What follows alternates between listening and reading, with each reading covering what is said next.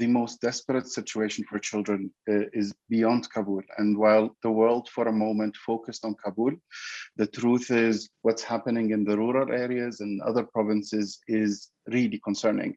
So recently I was in Herat with our team there, which is really at the western edge of Afghanistan, in an area that has been impacted by drought as well. So as also the colleagues have mentioned, and this is a buildup of a series of almost crises. These are children who have been impacted by drought, by COVID-19. Schools have been closed for a very long time. We have already seen a dip in the numbers of vaccinations already before the situation changed. And now, as the health system is crumbling, we are really concerned about this. So just to give you an example of what was happening in Herat, what we saw, as Catherine mentioned, the pressure on hospitals is increasing as primary and secondary health facilities aren't able to provide the services they used to. The families are having to come to the regional hospitals. And when we went to the malnutrition ward at the Herat Regional Hospital, we saw exactly what Catherine was talking about. It is a ward that can take 60 children. There were 90 children in it, most of them being treated for severe acute malnutrition with complications. And the nurses were telling us that they get more children every day. And frankly, the nurses and the health workers there, they're basically angels at the moment. They are working in a system that is not able to pay them salaries, or for example, for the nurses, because they don't feel fully safe, they're organizing themselves in longer shifts. So they stay for 24 hours or sometimes 2 days, and then they go back home for a couple of days, and then they can come back to keep these systems going. So if we are not providing these treatments, vital treatments, these are overstretched systems that you have at the moment there. The same with all the various social services. They are very stretched when you go out of the central areas. In Herat, there is also quite a large area where families since 3 years ago, because of drought and conflict, have congregated. So it's almost a little town on the edge of Herat city. And over there, you have, when we went and we were talking to the families, we have the UNICEF facilities were functioning. It was amazing to see the community-based education tents operational. It was amazing to see the child-friendly spaces operational. These little white tents in the middle of big, almost small town of mud buildings, and you have these white tents everywhere. It's truly inspiring. But the truth is, when you go and talk to the parents, the situation now is beyond just an issue of health or access to education. With the collapse of the economy and the lack of access to income, families are literally hungry. So you have about, WFP says 14 million food insecure people around the country. But literally what that means is there is a meal a day or maybe two, and the meal is dry old bread that they dip into tea. That is what children have before they come into the education tent or the child-friendly space tent. When I talked to one of the parents, they were asking how can we help with incomes? Is there a way to? And I asked how they're managing. There is no work really to begin. It's an area that's been impacted with drought. Most of them are farmers, so there isn't really any income. What is available is to send out children to collect plastic that they can sell, to buy the bread that then they eat with tea. The amount of pressure on families at the moment is really mounting. What is interesting also is this is not only now impacting the people who are already with lower income, but as we see restrictions on access to cash at the moment, people have access to what's equivalent of $200 a week. with no income, we are seeing even families who are a little bit better off struggling to make sure that there is enough food on the table. And this is a cycle that impacts a lot. I mean, in the Herat hospital, I met a lot of mothers. I mean, many of them are very young. And one of them had a child who was thankfully recovering through treatment for severe acute malnutrition. But when I was wondering, is this a first child that is impacted like this? She told me yes, and this is her third child, but this is the first one she's bringing to the clinic, because she said, we have no food anymore.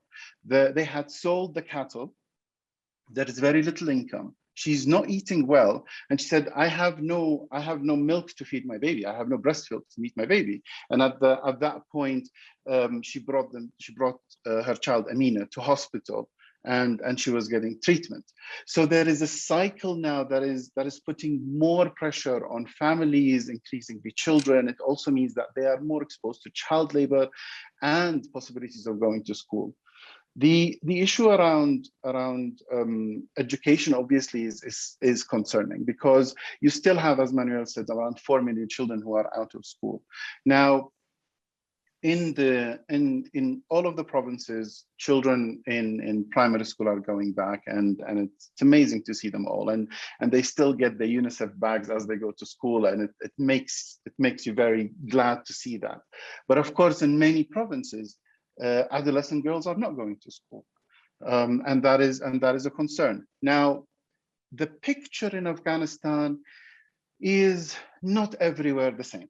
So we have, for example, 5 provinces where we know that there are adolescent girls going to school, and that is encouraging for us. We have, for example, in the eastern region, there was an announcement that said, called for all female workers in the health sector and also in education to come back to work. And within these openings, our colleagues in the field, whenever the door opens, they go in and they find opportunities. For example, in the northern region, the discussion around a broader measles vaccination campaign happened at a province level, and they were able to get approvals from these provinces to start a campaign. So it is a very complex picture, and wherever our colleagues in the field, wherever UNICEF finds a door that is opening, we will find a way to go in. We see the same happening in Kandahar with polio vaccinations. We see the same happening, as I said, with education, with other campaigns. So that picture that is very varied is at the moment the way we can make sure that we still reach where we can. I want to go back to the mention of the health facilities, and Manuel mentioned about 2,000 health facilities closing down.